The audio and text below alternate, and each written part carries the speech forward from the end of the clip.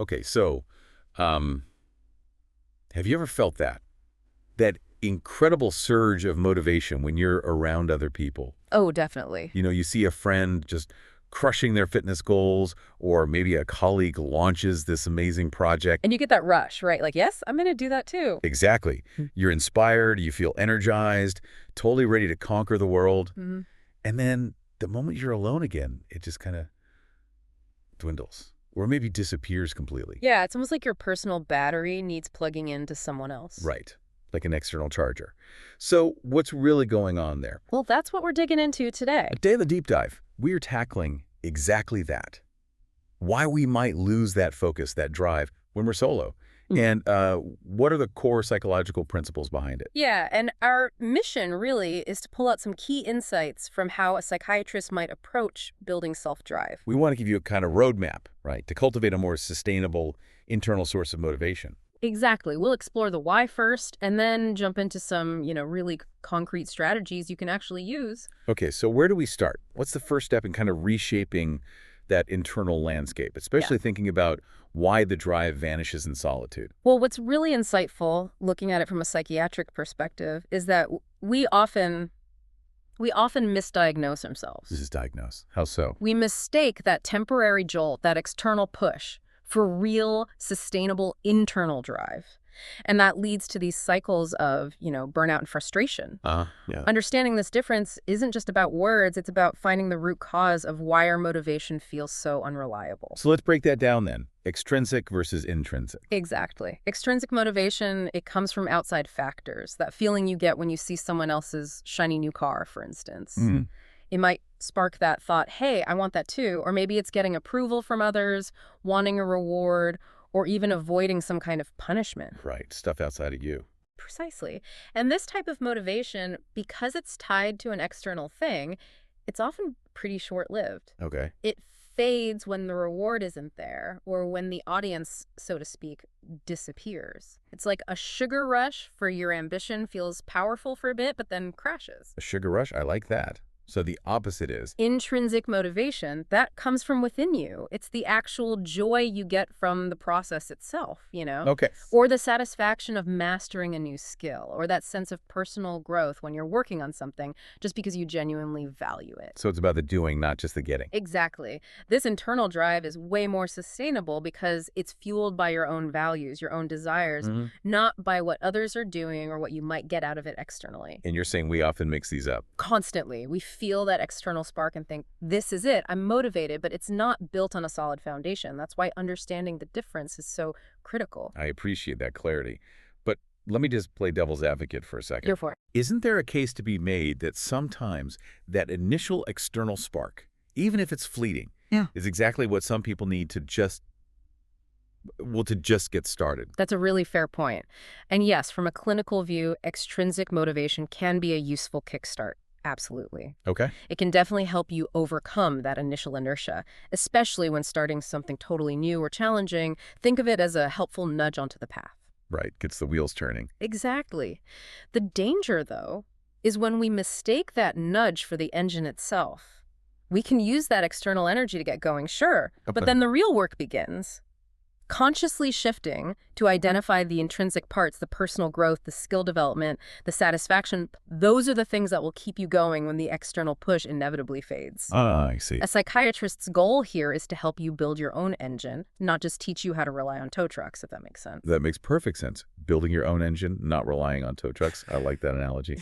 So we get tricked by these external cues. But what about what's happening internally when those cues disappear? What kind of emotional landscape does a psychiatrist look for when someone's grappling with motivation when they're alone? Absolutely. So beyond just identifying the source of the motivation, a psychiatrist would really encourage exploring the feelings that bubble up when you find yourself alone. Like what kind of feelings? Well, is it maybe a sense of loneliness that starts creeping in? Or perhaps it's more like an emptiness or just feeling a bit directionless without those external prompts? Or maybe something else entirely. Could be. Maybe it's anxiety about failing without anyone watching, or even just deep fatigue. Understanding these specific feelings is so important Why is that? because they often point to deeper psychological needs that aren't being met.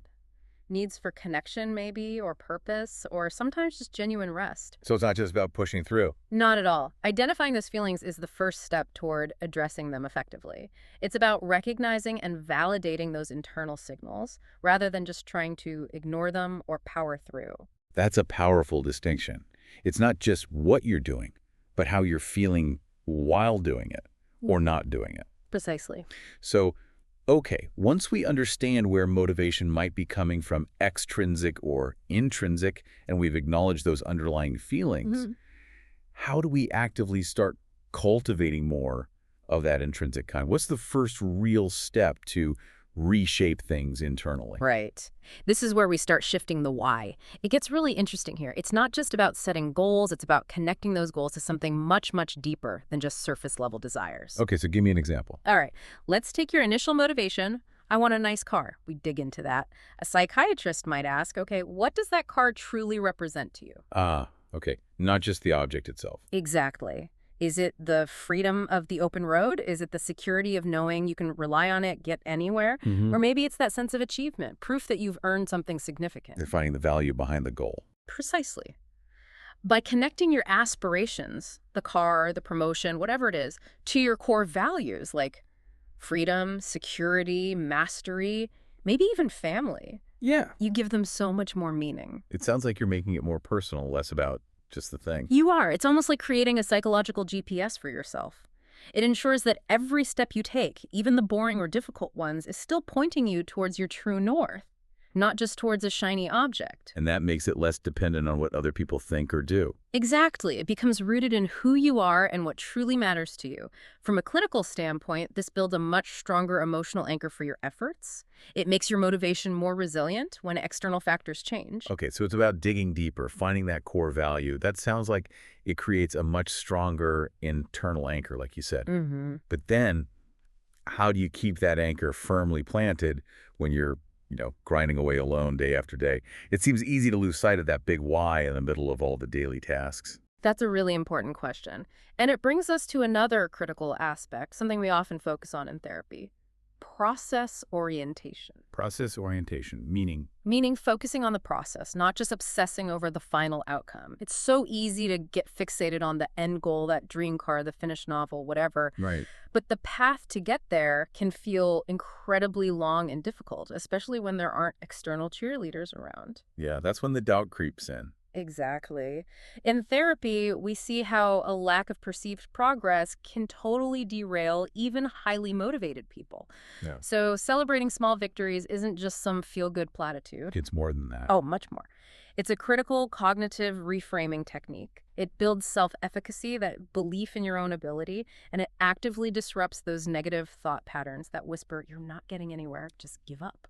Okay, so what kind of small victories? Think about the day you managed to save an extra $10 towards your goal, or the hour you really focused and dedicated to learning that new skill, or even just getting some positive feedback on a small piece of a larger project.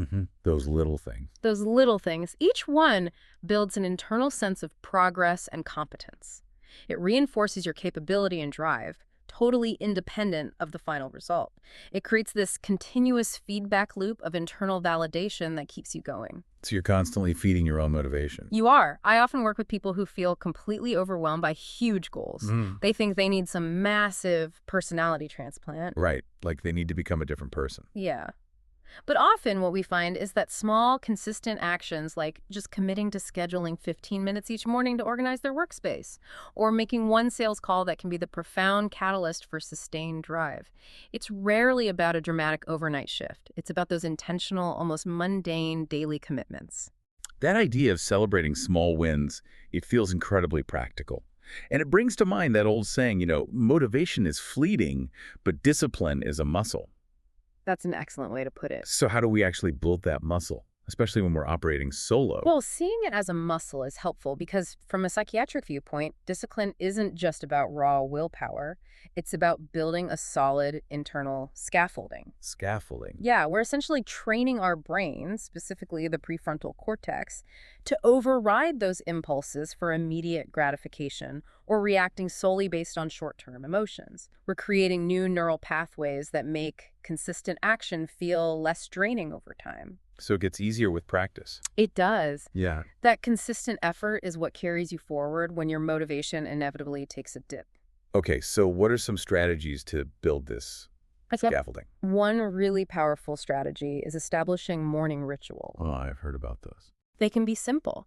Maybe journaling for 5 minutes about your goals for the day, or spending a few minutes just meditating to center yourself, or even just quickly reviewing your long-term aspirations. What does that do? It creates a grounding effect. It connects you to your purpose before the chaos and distractions of the day really take hold. It kind of primes your mind for the intentional work you want to do. Setting the tone for the day. Makes sense. What else? Another crucial element is what we sometimes call accountability to yourself. This means treating your goals like non-negotiable appointments. Okay. Think about it. If your doctor told you to take a specific pill every day at 9 a.m., you probably schedule it and do it right. Yeah, most likely. Treat your personal development goals with that same level of importance. Schedule dedicated time in your calendar, even if it's just 20 or 30 minutes for your projects, your learning, whatever it is. So block it out like a meeting. Exactly. Even blocking out just 20 minutes for, say, creative writing and really honoring that commitment builds a powerful internal sense of reliability. You're respecting your own time and intentions just as much as you would an external obligation. It gradually builds that habit of self-reliance. I really like that framing scheduling yourself like a crucial client meeting. It elevates the importance. It really does. And, if we connect this back to the bigger picture, this is all about making success feel almost inevitable through these small, consistent steps. How so? When you're facing a really large goal, especially when you're alone, it can feel incredibly overwhelming, right? Paralyzing even. Naturally. Breaking it down into smaller, manageable daily or weekly tasks makes it far less intimidating. Plus, it provides that continuous sense of progress we talked about, which keeps fueling your internal engine and, importantly, reduces the cognitive load, that feeling of being totally swamped. This is a fundamental strategy in behavioral therapy to overcome that feeling of paralysis. Okay, that's super helpful. Build the scaffolding with routines, hold yourself accountable like an appointment, break things down. Got it. But let's be real, even with the best intentions and a solid routine, motivation can still dip sometimes. Oh, absolutely. It happens to everyone. So what are some specific tools or practices we can lean on to support ourselves when that happens, when you feel that slump coming on? Right. For those inevitable dips, we can turn to a few powerful tools, some environmental, some psychological. Okay, like what? One idea is a twist on the classic vision board. Oh yeah. How's it different? Instead of just pictures of material possessions, think of it as a goals and values board. Yes, include your specific goals, but also put up images and words that represent your core values, things like family, health, creativity, learning.